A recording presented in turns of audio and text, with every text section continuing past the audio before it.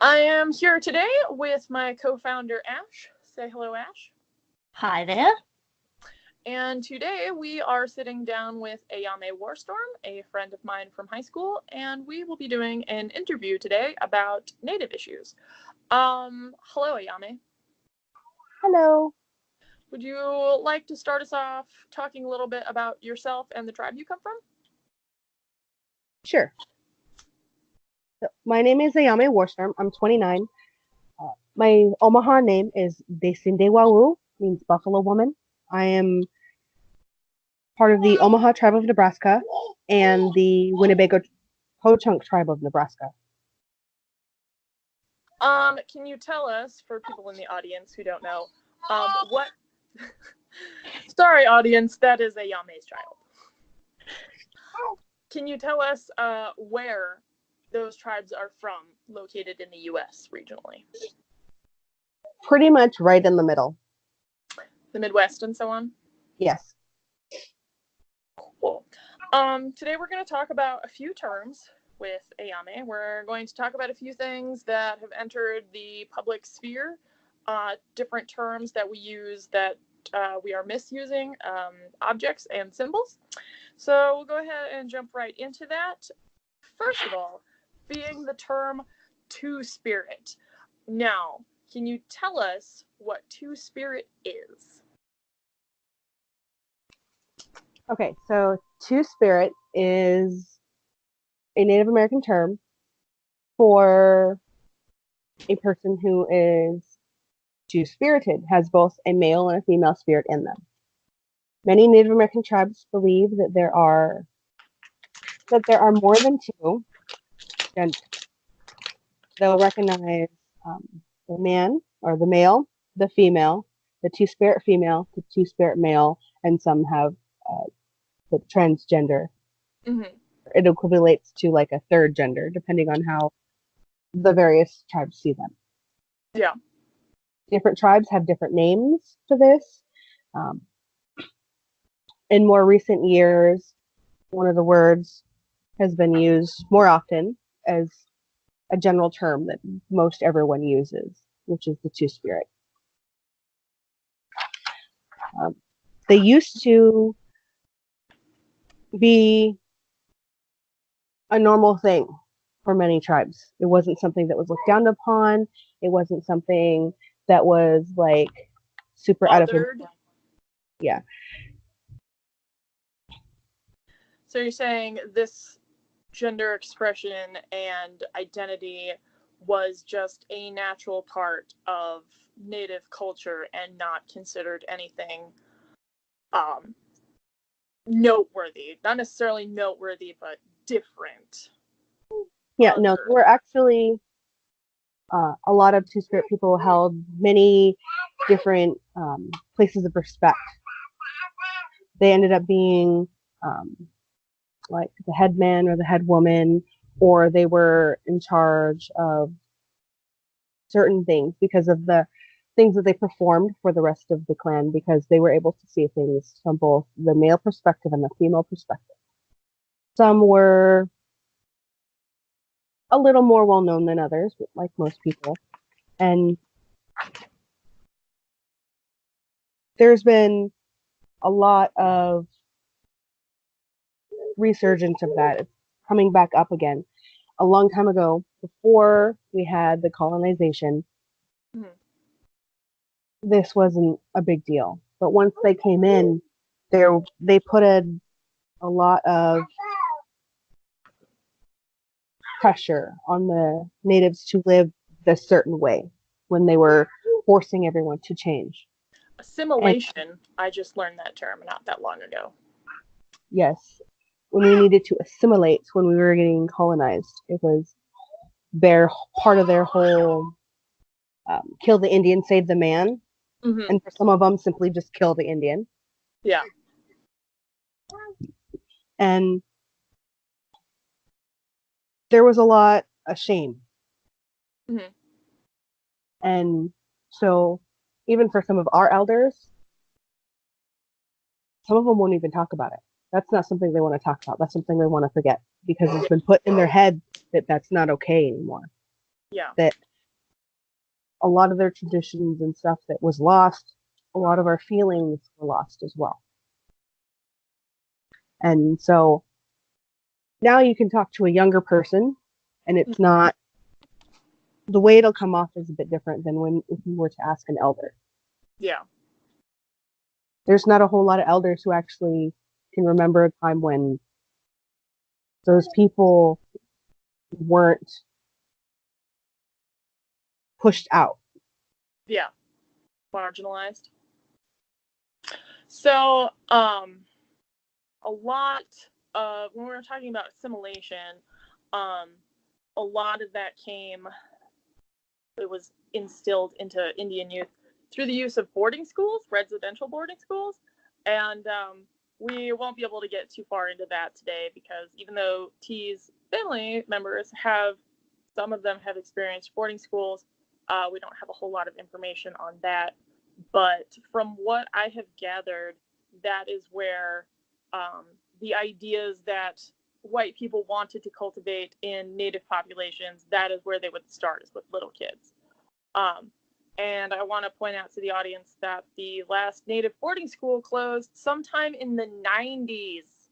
Okay. I just wanted to put that in there. Yeah, so, they would come and just randomly take a bunch of young native kids to the schools and just beat them until they acted the way that they were supposed to. If they spoke their native language, if they danced any of their dances, or did anything that wasn't the way that they wanted them to be, they would be beaten. And a lot of them would never even be told, their families back home wouldn't be told what happened to them. A lot of them died of sickness. A lot of them were beaten to death. A lot of them just disappeared and no one knows what happened to them. Disappearance is a very common term. We even use it today because I was just reading the other day about how disproportionate the number of indigenous kids in the foster system is, and the adoption system, and CPS, and like most of them have been removed for no reason, for unfounded reasons. And I was even reading a case where they took this child at a wedding. He went to the bathroom and CPS took him straight out of his family. So this is something that is still continuing today. We have just legalized it through the foster system and child protective services being misused.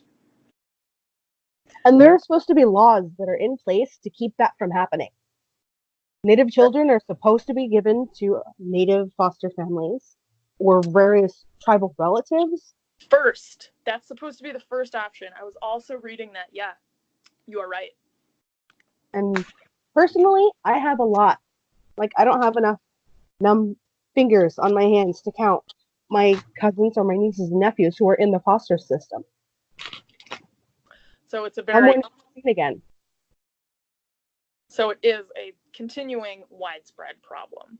Yes. I did not mean to get off track as far as we did. I just wanted to tie in the knowledge that, cultural assimilation and genocide happens legally. We have legalized it, and it continues today. Going back a little bit to things being used out of context, which is the track I wanted to stay on, but you know me. Yes. Dreamcatchers were the next one. Just the subject in general and the current popularization of it in artwork. I'm trying to think of how to say this about Dreamcatchers. Why don't you explain to our audience first what a Dreamcatcher is and how it is made and why that is significant, the making of it. Okay, so Dreamcatchers are these hoops that are traditionally made for children with these, basically it's a net in the middle. And a lot of times they have feathers and various decorations hanging off of them. And they're usually meant, for the most part, they hang above like children's beds.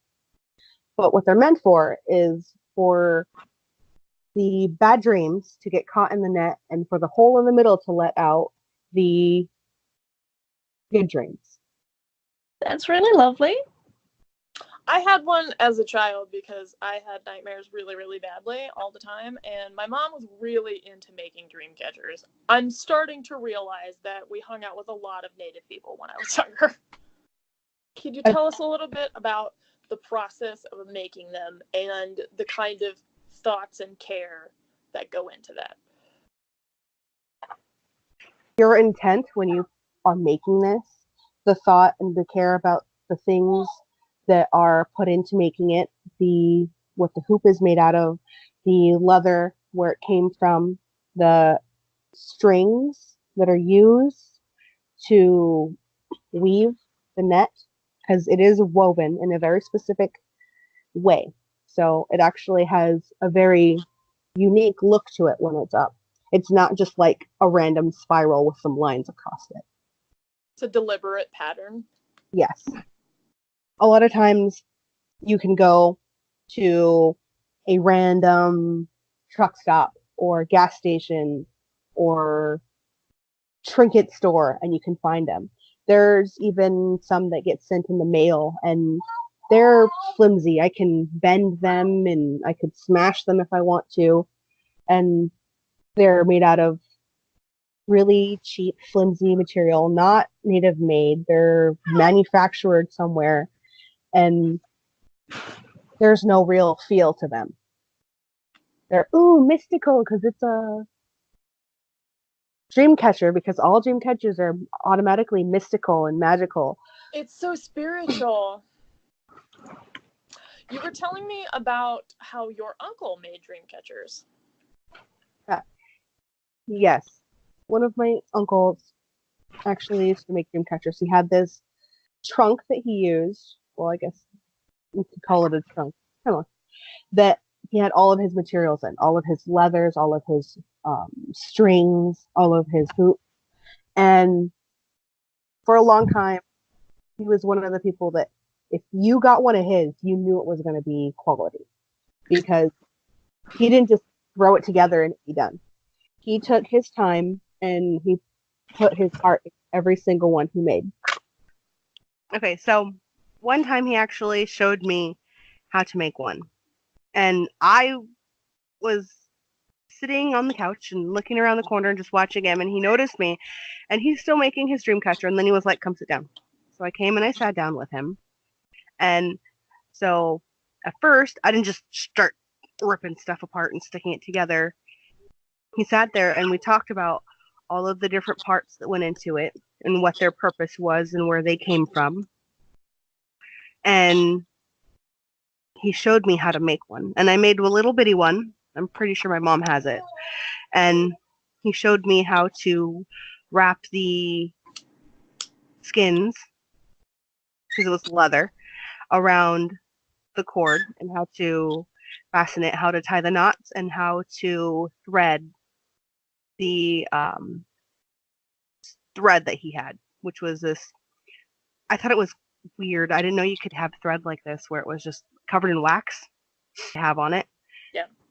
And there's a special way of threading it so that when you get done with it, it has this sort of spirally look to it, but at the same time, you can see the individual little pieces. Interesting. And we were also talking a little bit about why the selling of Indian style art, native style art, is a problem legally and culturally. Okay, so culturally, if you're not a Native American and you're making Native American wares and you're selling them, that's appropriation. You're also taking things from a culture you don't know anything about. You don't know where this stuff comes from and what's supposed to go into it when you're making it, and you're selling it to make a profit. Or, ooh, it looks pretty.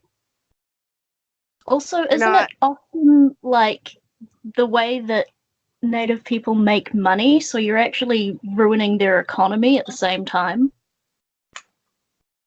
Yeah, a lot of natives do make money that way.